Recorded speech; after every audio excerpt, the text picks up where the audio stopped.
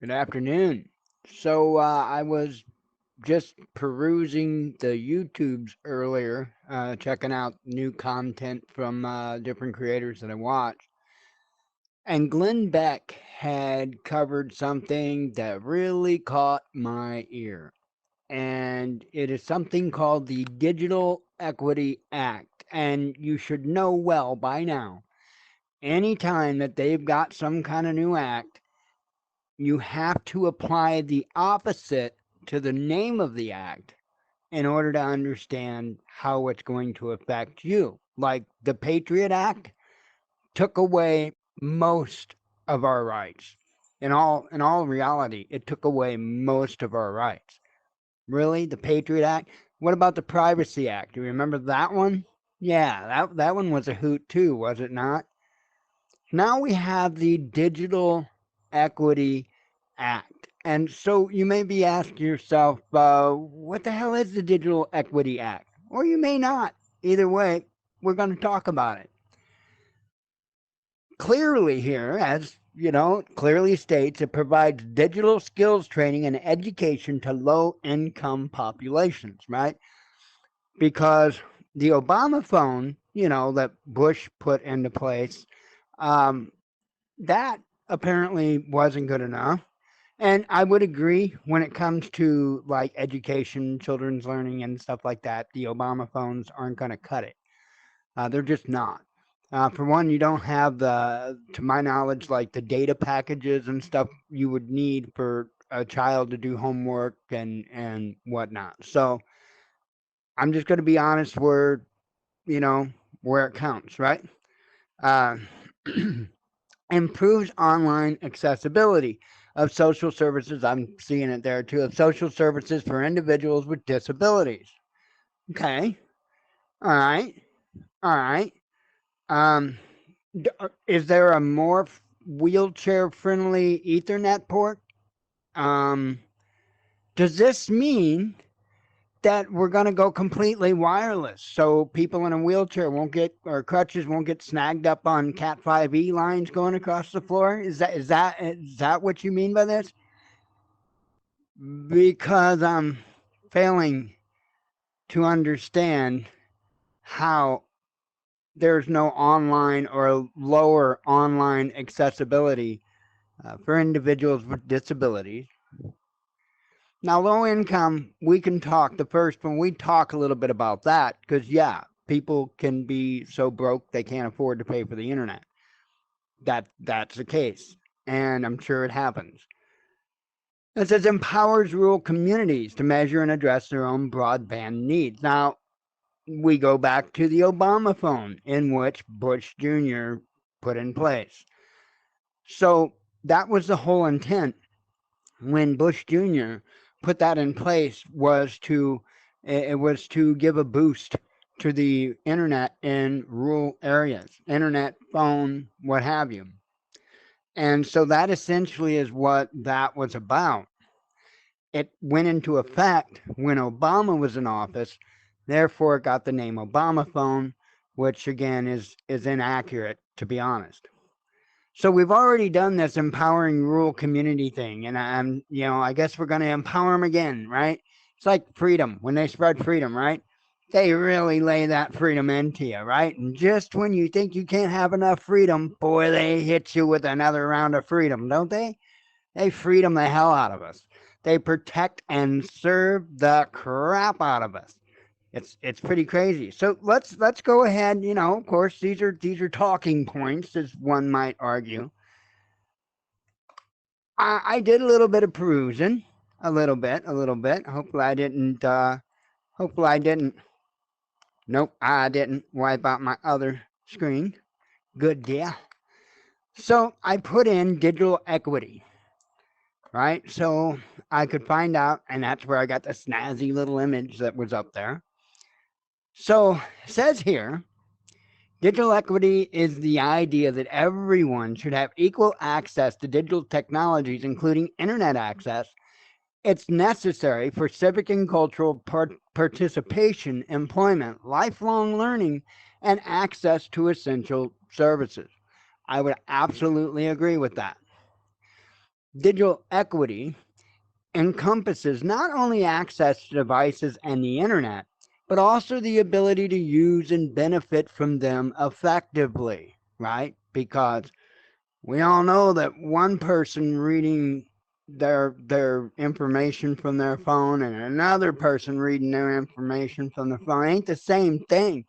One of them one of them clearly is disadvantaged somehow. I don't know. We'll figure it out later. Just work with me here. One of them is completely disadvantaged, and they need help, right? And in true U.S. government fashion, they're gonna help the hell out of them. I'm telling you, they're gonna help the hell out of them.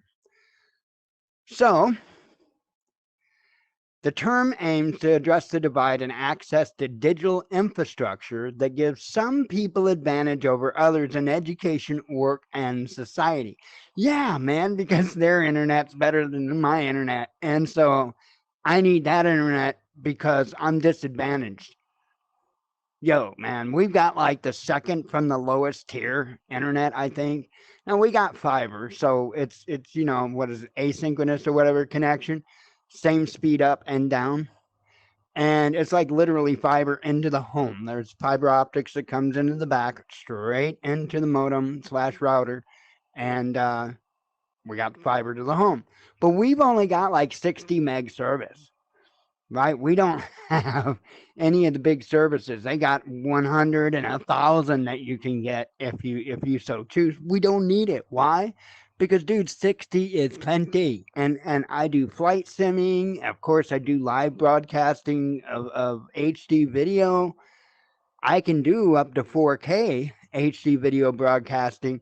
I don't have the equipment because I use a variant of OBS and it doesn't go up that high. At least the free version doesn't. So, but anyway, there we go. I'm disadvantaged. See, I can't have good software. But I'm sure the Digital Equity Act is in no way going to include me. So says another phrase, digital inclusion. Ah, here's the Bahika moment, right? The ultimate Bohica moment. Digital inclusion. They're going to include the hell out of people, man. They're good at this. It denotes the effort to remedy deficits in digital equity. The 5 elements of digital inclusion include strong and affordable broadband and internet service. I can stand behind that. Internet accessible devices that meet the needs of users. Huh? Um, you can't get most people to read the damn manual. Are you sure that they're fully using their devices? Or is it that they don't know how to use their devices? I don't know. Read the frickin' manual, bro? I don't know. Access to IT training. Well, hell, because YouTube's not good enough. Quality technical support. Now, wait a minute. No, wait a minute. So, huh? Because I'm pretty sure the tech support, it's going to be what it is, bro. Some of it's going to be good. Some of it's going to be bad. What are you going to do? Nationalize tech support? Is that the plan here? Nationalize tech support? And this is the Bohica one. This is the one, and I hope you grabbed a hold of your ankles and assume the position I will tell you to bear down now. Online content that encourages independent use of online platforms. Ooh, did you feel that one go in dry? That, ladies and gentlemen, is going to be how they control speech. That very, very last bullet point there. Online content that encourages independent use of online platforms.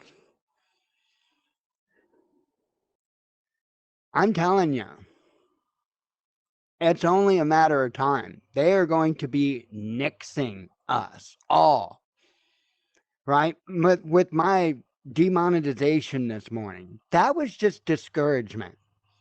Okay? They want to discourage me. They want me to quit. They want me to throw in the towel. I'm not here for that. I'm absolutely not here for that. So what's going to be their next step? They'll get rid of me. They'll boot me off their platform. It's going to happen to anybody that actually tells you the truth, and to the people that don't toe the line. What do I mean by toe the line? Okay, well, the video that I put out this morning, the video where Brad and Krista was talking about different analytics tools and stuff like that, and what they're trying to push people into doing. Well, you notice the channels, the big channels, that's what they're doing. They're being led around by the nose. They're giving in to what YouTube is wanting and what YouTube is asking for, is all so that they can make more money. You see? I keep trying to tell you that they are selling folks out. A lot of these big YouTube channels, the ones that just keep grinding on the fear, and they constantly got product after product after product, they're going to do well. They're going to continue to do well because they are doing exactly what their masters are asking of them. Controlled opposition, just another form of it. But folks like us, they'll get rid of us. And you won't hardly hear a murmur from anybody when they do. That's what's scary. There's a lot of good, really good small channels out there that are based. I mean, actually based. They're not in La La Land, and they're not out there to become famous or to sell you a bunch of crap.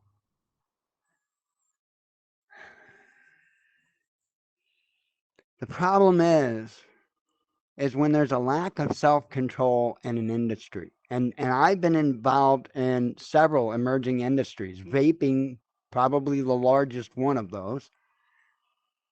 And there was a lot of self-regulation that went on because we didn't want the negative attention, right? We we would speak out against, say, for instance, e-liquid manufacturers that would have packaging that might be attractive to a kid or a teenager, or names or flavor titles or whatever the case may be that would be enticing to a teenager. And so we did that. Just like when there was reports of children getting a hold of e-liquid bottles and drinking some of the e-liquid, which I'm sure there was no long-term negative effects or anything like that. However, we took it upon ourselves. We didn't have outside regulators start forcing us to use child-proof lids and all that stuff. We did that.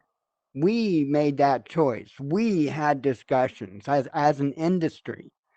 We had discussions about that and just automatically pivoted to that. Why? Because it made sense. We didn't want to hurt people. In fact, the whole idea of vaping was to help people. And so anything like that, we wanted to make sure we steered clear of, any problem areas. So there are a lot of areas where we self-regulated ourselves in the industry. Well, you don't have that in this YouTube video, whatever. You don't have that. And even if you did, you're always going to find people that sell their soul for that dollar, right? Look at what Juul did to the vaping industry, okay? You're always going to have those people that don't care. They don't have a conscience. All they want is whatever whatever motivates them, whether it's money, whether it's ego, whatever the case may be. I don't have any answers. I don't, because the only answer that has any effect is for for individuals, not the content creators this time, the individuals to have the self-control not to watch the content, because that's why they keep posting it, because those numbers are so high. And well, you I'm sure realize by now YouTube plays with the what content sits at the top of feeds and stuff like that. In the end, it really doesn't matter about how popular the message is. It's about them choosing the most popular message from a certain viewpoint. You see? And you've got all these YouTube channels out there that are doing everything they can to feed that monster. Because money, yo, is what it is. Literally selling you out, selling themselves out. It's crazy. I do have another thing here. What is digital equity? Kind of goes through. I'm not going to read it all, but what I thought was highly interesting, and I'll go back to the previous tab, is when I searched digital equity, and this will be the last point I make on this. When I search digital equity, check this out. Do it. Just in Google, put in the words digital equity, and I mean, wow, you wouldn't know it, but everybody and their brother's talking about it. You mean you haven't been talking about it? Why haven't you been talking about it? Everybody's talking about it. Can't you see? I told you soon there was going to be a big push. And and I don't mean the Watchman News, I mean we, as in anybody out there trying to be honest, trying to tell you the tell you the proof, not trying to sell you all kinds of crap, not trying to sell you an agenda, but people that are just trying to deliver you honest, straightforward information. We're going to be first on the chopping block. Because again, all these other channels that are running around that do have all the views, all they're doing is feeding the monster. They're doing exactly what the monster wants them to do. No integrity. It's sad. It's sad. And that in and of itself is bad enough. But then for the ones that claim to be serving the Father that are doing that, that disgusts me. That disgusts me. One of them even talks about, I've heard him make reference to, double-minded man is unstable in all his ways. Absolutely. Absolutely, Bear. Abso-freaking-lutely. Let your yes be yes, your no be no. You say that a lot too, right? Right. So why are you helping feed the monster, Bear? Just curious. There's a lot of channels out there doing it. I'll call them out.